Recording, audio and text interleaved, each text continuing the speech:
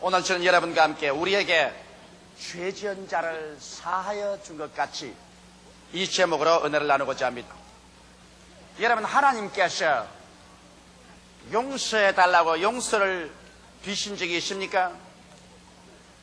성경 전체를 통해서 보게 될지라도 하나님께서 한 번도 용서를 빌은 기사가 없습니다. 왜 그러냐? 하나님은 절대 완전하신 하나님이시기 때문에 하나님께서 실수하거나 죄를 지은 적이 없고 또 실수나 죄를 지을 수도 없습니다. 그렇기 때문에 하나님께는 용서가 절대로 필요하지 않습니다. 그러나 여러분과 나는 어떻습니까? 우리는 시시각각으로 용서를 빌고 용서를 받지 않고는 살 수가 없습니다. 왜 그러냐? 여러분과 나는 지극히 불완전한 존재인 것입니다. 이렇기 때문에 우리는 말과 행동과 생활에 끊임없이 실수하고 죄짓고 실패합니다. 이렇기 때문에 우리는 용서를 받지 않고는 우리의 존재가 이 땅에서 살아갈 수가 없는 것입니다.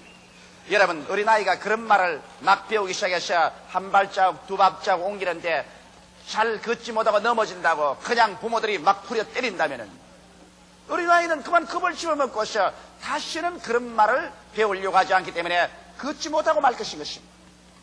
비록 넘어지고 또 넘어져도 자꾸 격려를 하고 용기를 북돋아주면 그 어린아이는 나중에 걸을 수 있는 것을 배우는 것입니다. 세상살이에 여러분, 실패하는 사람이 어디 있습니까? 이 세상에 손내는 것마다 척척 그대로 다 성공한다면 이 세상에 실패자가 어디 있겠습니까? 그러나 우리는 삶을 살면서 끊임없이 실패합니다. 실패할 때마다 우리는 실패했기 때문에 이제는 절망이라고 인생을 포기하지 않습니다.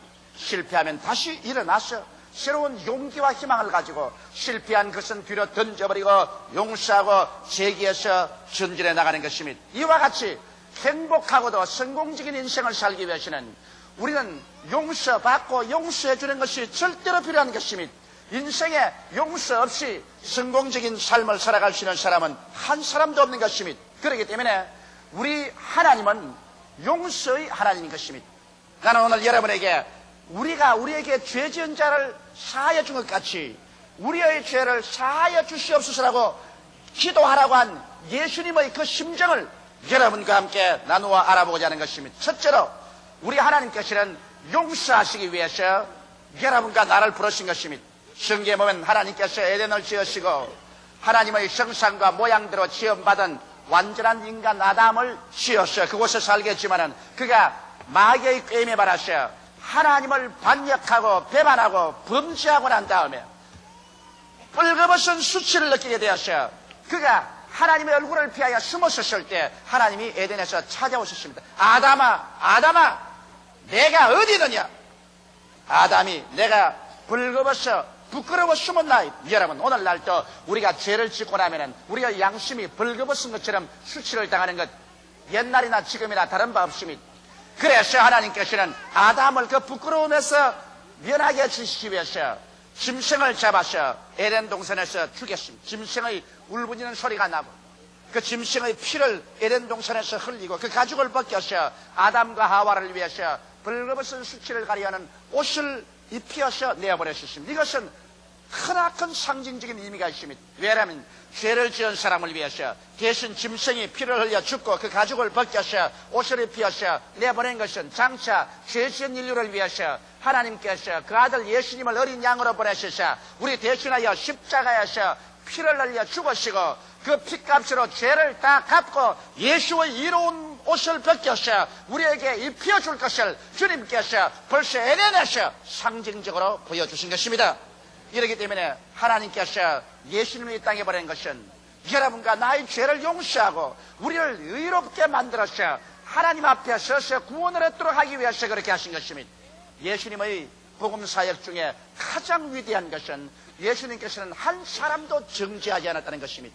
주님께서는 누구든지 회개하고 나오는 사람마다 다 용서해 주었지 주께서 붙잡아서 회개하는 사람을 정죄한 적이 없습니다. 한 번은 예수께서 성전뜰에서 말씀을 전개하고 있는데 갑자기 바리새 교인, 사두개 교인, 율법사들이 가늠하다가 현장에 잡혔다는 여자 한 사람을 무자비하게 끌고 와서 발길로 차면서 예수님의 발 앞에 던졌습니다. 그리고 예수께 이렇게 헤어나갈 수 없는 질문을 해서 올무에 잡으려고 하셨습니다. 주여, 이 여인은 간음하다가 현장에서 잡혔습니다.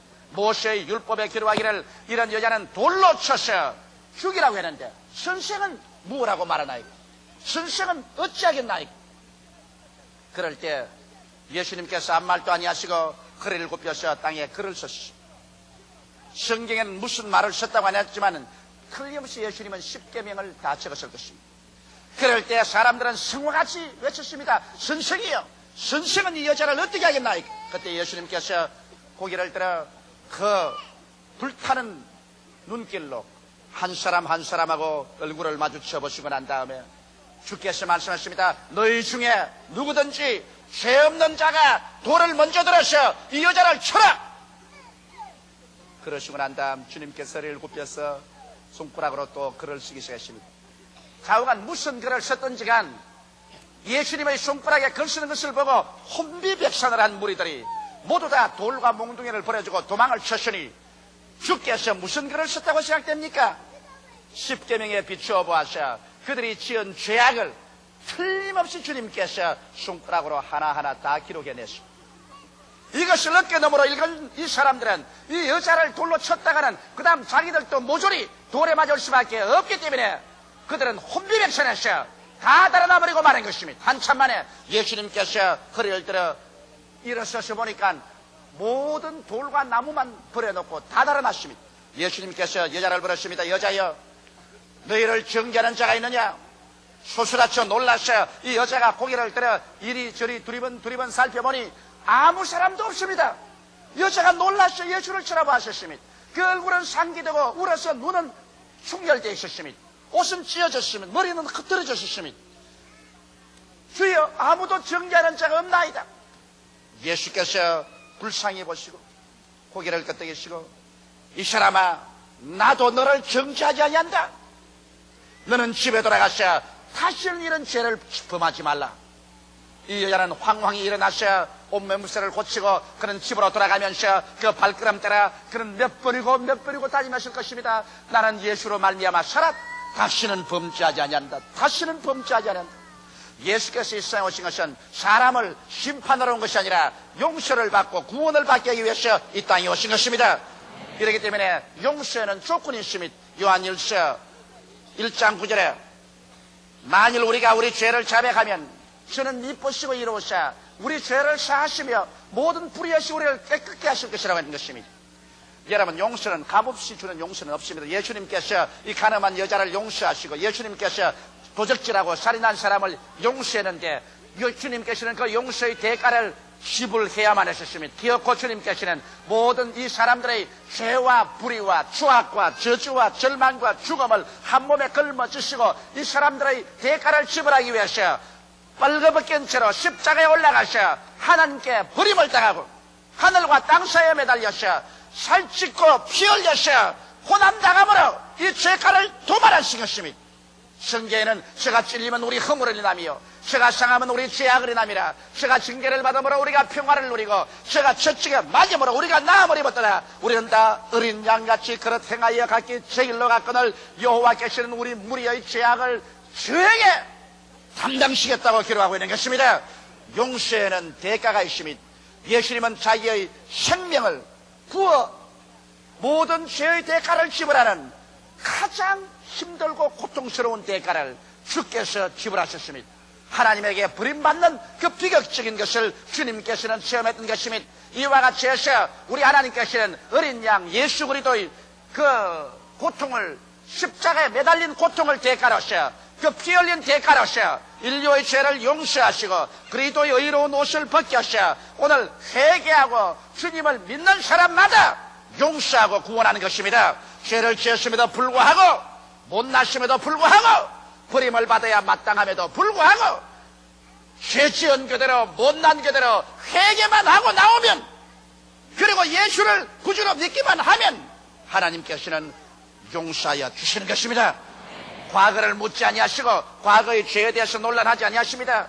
그리스도의 피는 기운 같은 것을 흰눈같이 진홍 같은 것을 양털같이 희게 씻어주는 것입니다. 이러므로 오늘 하나님께서는 용서하는 하나님인 것입니다. 예수 그리스도 안에서 우리 한 사람 한 사람 우리를 심판하고 멸하려고 하지 않으시고 어찌한지 회개시켜서 용서받게 하려고 오늘 성령으로 이 가운데 역사하시는 것이 바로 우리 하나님의 역사인 것입니다. 둘째로 우리가 이제 예수를 믿고 용서를 받았으면 계속 그 용서 안에서 살아야 되는 것입니다. 우리가 한번 주님께 과거와 현재와 미래의 모든 죄를 용서받았습니다.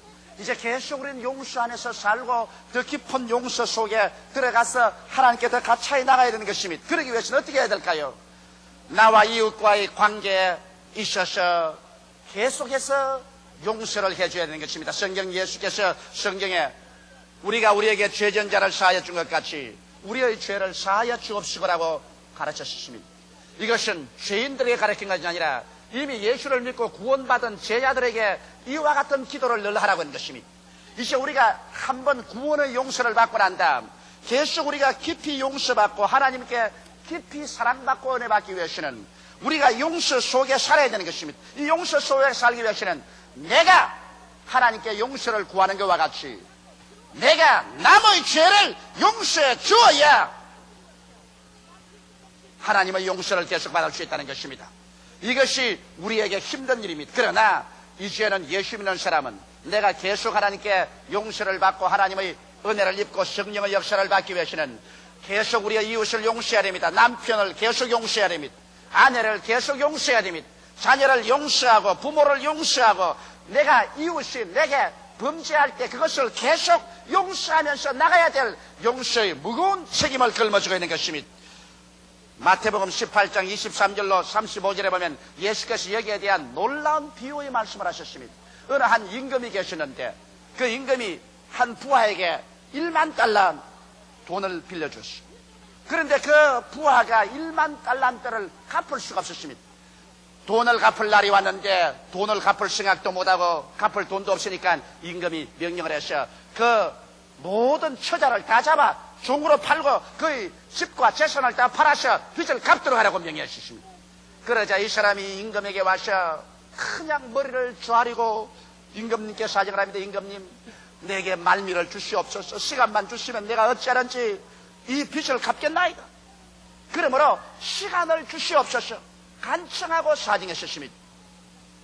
그러자 임금이 그를 측은히 여기시고 불쌍히 여기셨어요. 그래서 그 1만 달란트의 빚을 다 탕감해 줬습니다. 좋다. 나는 다 탕감한다. 이제는 너 안 갚아도 좋다. 그러므로 돌아가라. 그래서 이 사람이 1만 달란트 탕감을 받고 난 다음 아주 기분이 좋아서 밖으로 나왔는데 집으로 돌아오는 길에 자기와 동료 한 사람을 만나는데 이 사람은 100데나리온 빚을 진 사람인 것입니다. 그 사람을 잡자마자 멱살을 쥐고서 야, 이 녀석아, 너 내게 100데나리온 빚진 것 갚아라. 내가 지금 사정이 여의치 못하고 도저히 생활이 안 되어서 100데나리온을 갚을 수가 없으니 시간과 말미를 주십시오. 이 자식아, 시간과 말미가 뭐냐 이 금방진 놈아. 100데나리온 썼으면 네가 갚아야 될 거 아니야. 네 갚을 때까지 내가 가만두는가 봐라. 그래서 그 사람을 목을 잡고 끌고 가서 감방에 쳐넣어버리고 말한 것입니다. 이 사실을 본 친구들이 이렇게 괘씸할 수가 있느냐. 자기는 임금님에게 1만 달란트 탕감을 받았으면서 불과 얼마 안 되는 100데나리온 빚진 친구를 이렇게 잡아서 감옥에 쳐넣을 수가 있느냐. 그래서 임금에게 가서 그것을 고발했습니다. 임금님이요, 당신이 1만 달란트 용서해준 그 사람은 자기 친구가 100데나리온 빚진 것도 용서해주지 못하고 그를 잡아서 감옥에 갇혔나이다. 임금이 보좌에 앉아서 이 말을 듣자마자 분노해서 일어나서 얼굴이 불그락 푸르락 하고 주먹을 불끈 쥐었다가 놓았다면서 그 녀석 당장 데려오너라. 부하들이 가서 끌고 와서 무릎을 꿇었습니다. 야, 이놈아,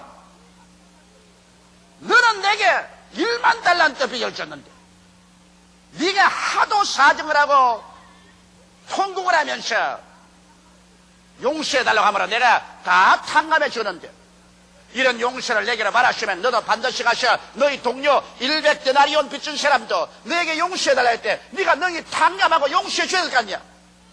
너는 내게 1만 달란트 탕감 받으면서 어때 동료 100데나리온 빚진 사람을 잡아서 감옥에 넣느냐. 이 악한 놈을 잡아서 옥에 넣어서 1만 달란트 다 갚을 때까지 고통을 주어라. 이 예를 예수님께서 드시고 난 다음 주님께서 하신 말씀이 이와 같이 자기 이웃 사람의 죄를 용서하지 않는 사람을 천부께서는 이렇게 할 것이라고 말한 것입니다. 여러분, 성경에는 말하기를 만일 우리가 이웃의 과실을 용서하지 아니하면 하나님도 우리의 과실을 용서해 주지 아니할 것이라고 그렇게 말한 것입니다. 이 세상에 사는 사람치고 여러분, 용서가 필요 없는 사람은 한 사람도 없습니다. 우리는 모두 다 용서가 필요한 것입니다. 어떠한 사람이 이웃 사람하고 대단히 사이가 나빴어. 말했습니다. 나는 절대로 용서해 줄 수 없다. 나는 이 녀석 절대로 용서해 줄 수 없다 말했습니다. 근데 목사님이 그분을 찾아가서 그러지 말고 용서를 해 주십시오. 그리고 넓은 마음을 품고 그 모든 죄를 다 사하여 주십시오. 그렇게 부탁을 하니까 나는 절대 할 수 없어요. 나는 내 눈에 흙이 들어가기 전에는 용서해 줄 수 없어요. 그러자 목사님이 정색을 딱 하고 그 사람을 여보시오. 그러면 오늘부터 시작해서 당신은 다시 죄 지을 권리가 없습니다. 왜 그래요? 당신은 지금 오늘부터 죄 지으면 하나님께 용서를 받아야 됩니다. 그런데 당신은 당신에게 죄 지은 자를 눈에 흙이 들어가도 용서해 주지 못하겠다 하면서 당신은 이제 죄를 짓는다면 누구에게 용서를 받을 것이요? 그러므로 오늘부터 당신은 하나님처럼 살아야 됩니다. 절대로 죄를 짓지 않고 살아야 됩니다. 그 말을 듣자 이 사람이 아주 소름이 끼쳐. 죄 안 짓고 살 수 있는 사람은 하나도 없다는 것을 알았기 때문에 거기에서 깨어져서 목사님, 내가 잘못했습니다. 내 이웃의 죄를 용서해 줍니다. 그렇게 회개했던 말을 제가 그래서 읽어본 적이 있는 것입니다. 여러분, 이 세상에 살면서 하나님 이외에는 완전한 사람이 아무도 없어요. 하나님은 용서가 필요 없어요. 하나님은 죄 짓는 것도 없고 실패도 하지 않습니다. 그러나 사람은 끊임없이 죄를 짓고 용서합니다. 여러분, 주위의 자연 환경을 보십시오. 천재지변이 일어나서 산사태가 무너지고 혹은 전쟁으로 말미암아 온 들과 산이 불탔다고 할지라도 세월이 흘러가면 자연은 용서합니다. 그것을 꾸짖고 그것을 그대로 황망한 내버려두지 않고 자연은 용서해서 그곳에 다시 풀이 나게 하고 그곳에 나무가 나게 하고 이런 모를 꽃이 피게 하고 그래서 그 상처 입은 것을 용서해서 아름답게 치료해 주는 것입니다. 자연도 상처 입은 것을 치료하거든 하물며 사람들이 서로의 죄를 용서하고 그 상처를 치료할 줄 모른다면 이 사람은 절대로 하나님 앞에 용서받을 수 있는 자격이 없는 것입니다. 이러므로 오늘 이 시간 여러분께서 만일 내가 남편을 용서해 줄 수 없다, 나는 내 아내를 용서할 수 없다, 나는 우리 부모를 절대로 용서할 수 없다, 이런 마음에 원한이 있으면 여러분께서 용서해 주지 못하는 것만큼 여러분은 이제 죄 지을 권한이 없습니다. 여러분은 절대로 죄 짓지 말고 하나님과 같이 영광스럽고 이롭게 살아야 되는 것입니다. 왜? 내가 이웃을 용서 안 하면 하나님께서도 나를 용서하지 아니할 것이기 때문인 것입니다.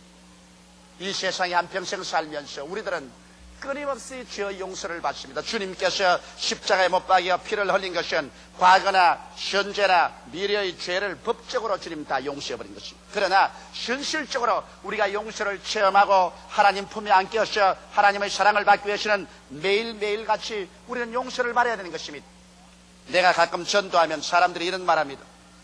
아유, 나는 지금 죄를 많이 지어서 교회 나갈 수가 없어요. 아직 팔팔 젊고 세상에 나가서 사업도 하고 일을 해야 되니 자꾸 죄를 짓잖아요. 그러므로 이제 나이가 좀 늙어가지고서 기력도 다 쇠하고 이제 세상살이에도 좀 은퇴를 하고 난 다음에 집에 들어앉으면 그때 죄 좀 적게 지을 때 그때 교회에 나가겠습니다.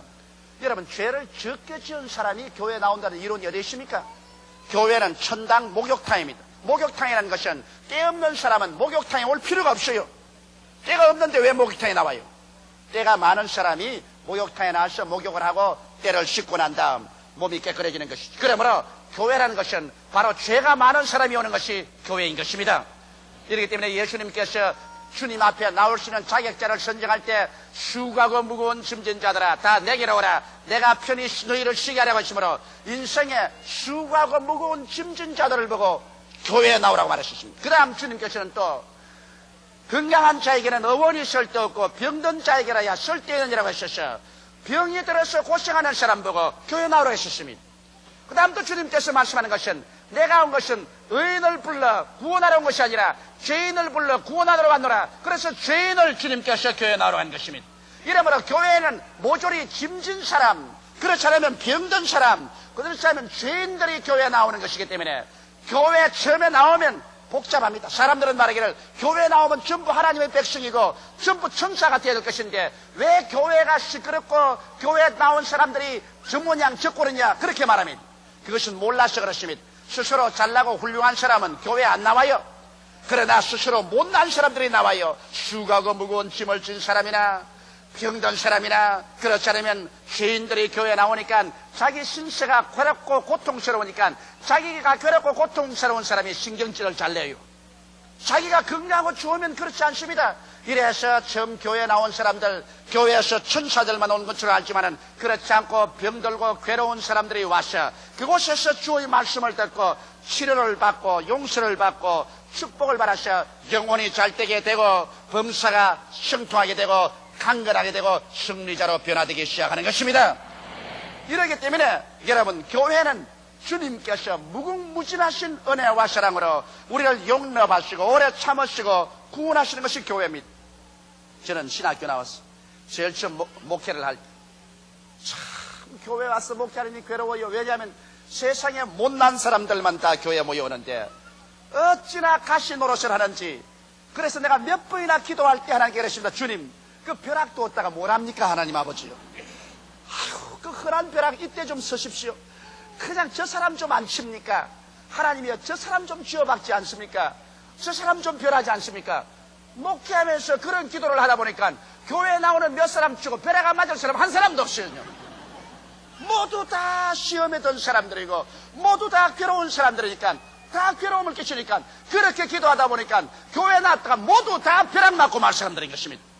그래서 제가 깨달았습니다. 하나님 교회라는 것은 병들고 괴롭고 외롭고 소외된 사람이 나오기 때문에 또 참고 또 기도하고 끝까지 참아서 한 사람도 멸망하지 않고 모두 다 용서를 받고 치료를 받고 변화를 받아 구원받게 하는 것이 하나님의 뜻인 줄 알았나이다. 할렐루야. 그래서 하나님께서 오래 참으심으로 말미암아 여러분과 나 같은 사람도 건져서 천국까지 데리고 가는 것입니다. 죄 지을 때마다 하나님께서 후려 때렸더라면 여러분과 나는 지금 뼈도 남지 않았을 것입니다. 그러나 죄 짓고 또 돌아오면 또 회개합니다. 그래서 베드로는 자기 생각에 아무리 용서해도 하나님이 그렇게 용서할까 싶어서 하나님이요 내 친구가 내게 범죄하면 큰 마음 먹고 7번 용서하면 되겠지요. 그러니까 주님께서 보고 이 사람아 내가 내게 말하니 하루에 7번씩 1번 범죄하고도 회개하고 돌아오거든 용서해 주어라. 베드로가 아마 깜짝 놀랐을 것이면 자기 딸은 크게 마음 먹고 하루에 7번 용서하면 좋지 싶었는데 주님은 77이 49 하루에 490번 죄를 짓고 490번 회개하고 돌아가던 용서를 하시니 하루 490번 죄를 지으려면 부지런히 지어야 490번 짓습니다. 보통으로 490번 죄를 못 짓습니다. 그러면 하나님께서 이처럼 하나님의 마음은 여러분과 나를 용서해서 어찌한지 구원하기로 결심한 사람인 것입니다.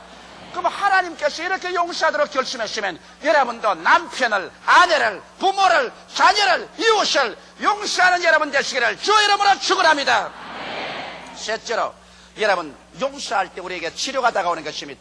미움과 분노는 최악의 파괴자인 것입니다. 오늘날 심리학자들 말하기를 인간을 파괴하는 가장 무서운 정신적인 요소가 미움과 분노라는 것입니다. 내가 미워하면 내 마음속에 소화가 안 되고 벌써 잠이 안 오고 심장이 뛰고 고통이 다가오는 것입니다. 또한 의사는 의학협회에서 하는 말이 미움과 분노는 심장마비를 일으킨다고 늘 가르치고 분노하지 말라고 해놓은 한 다음에 토론 시간에 그만 자기 이론에 대해서 반대하는 사람이니까 일어나서 벼락같이 성을 냈다가 그 자리에서 심장마비가 걸려서 죽었다는 기사를 읽어본 적이 있습니다. 미움과 분노는 우리를 치명적으로 파괴합니다. 그러므로 말미암아 우리는 언제나 용서를 빌어야 되는 것입니다. 우리가 남을 용서하려고 할 때 내가 치료를 받습니다. 내가 남의 얼굴에 흙 칠하려면 내 손에 흙 먼저 칠해야 되는 것처럼 남을 미워하거나 분노하려면 내 스스로 영혼 속에 쓴 물이 생겨야 되는 것입니다. 쓴 뿌리가 생겨야 되는 것입니다. 그러므로 남을 용서할 때 먼저 자아가 치료받아서 내 마음이 편안해집니다. 여러분 한번 생각해 보십시오. 부부간에 싸움하고 밤에 서로 등을 돌이켜서 뚫어 누워있을 때 밤새도록 달콤한 잠이 없디까? 잠이 안 옵니다. 밤새도록 고통스럽은 것입니다. 용서해주면 내가 편안히 잠잘 수 있는 것입니다. 이러므로 용서해 주십시오. 우리 예수 믿는 사람은 부부간에 싸우고 용서하기 참 쉽습니다. 옛날에는 나 잘못했어 용서해지 이러면 개면 찍었어 프라이드도 있고 못하는데, 우리 예수 믿는 사람은 꿇어앉아가 들으라고. 하나님 아버지여 내가 잘못했나이다 용서하여 주시옵소서. 그럼 직접 용서도 안 구하고 하나님을 통해서 제3자를 통해서 다 해결하고 마는 것입니다. 얼마나 좋은 기도 방법인지 알 수가 없어요. 그래서 용서를 할 때 자아가 치료받고 그 다음 이웃하고 이렇게 용서하니까 화목이 되고, 내가 용서해주고 용서받으면 결과 화목이 되고, 이래서 용서가 오면 하나님께서 그들에게 의로움을 주시는 것입니다. 용서한 사람에게 주님께서 깊은 의로움을 주어서 하나님의 깊은 품 안으로 들어올 수 있게 해주는 것입니다. 기도가 깊어질 수 있고 믿음이 깊어질 수 있고 하나님의 사랑의 용서를 통해서 깊어져서 하나님과의 교제가 깊어지고 강해지면 그 사람의 믿음의 역사가 활발하게 일어나서 무엇이든지 하나님께 주의 이름으로 구하는 것마다 얻을 수 있는 기적이 일어나게 되는 것입니다. 용서는 용서받는 사람보다 용서하는 자가 희생을 감당하고 십자가를 걸머집니다. 용서받는 사람이야 간단히 받지만은 용서하는 사람은 괴로움을 무릅쓰고 용서해야 되기 때문에 용서하는 사람이 십자가를 걸머집니다. 그러나 용서만이 올바른 이해와 동정과 화평을 가져오고 그 결과 삶을 행복하게 하는 것입니다. 예수님의 십자가 고난을 통하여 용서받은 우리들은 믿을 때부터 이미 남을 용서해야 될義務를 지고 책임을 지고 태어나셨습니다. 우리 예수 믿는 사람은 내게 예수님이 용서해 준 것처럼 이제 나도 끊임없이 용서의 빚을 걸머쥐고 매일매일 이 세상을 살 동안에 용서하면서 살아가야만 하는 것입니다. 기도드리겠습니다. 살아계신 우리 하나님 아버지, 주께서 죄를 짓고 불의하며 추악하고 버림을 받아야 마땅한 우리들을 용서해 주신 것처럼 이제 예수 믿는 우리들은 용서의 빚을 받았으므로 아버지여 만나는 사람마다 최선을 다해서 용서해서 구원할 수 있는 길을 걸어가도록 하여 주시옵소서.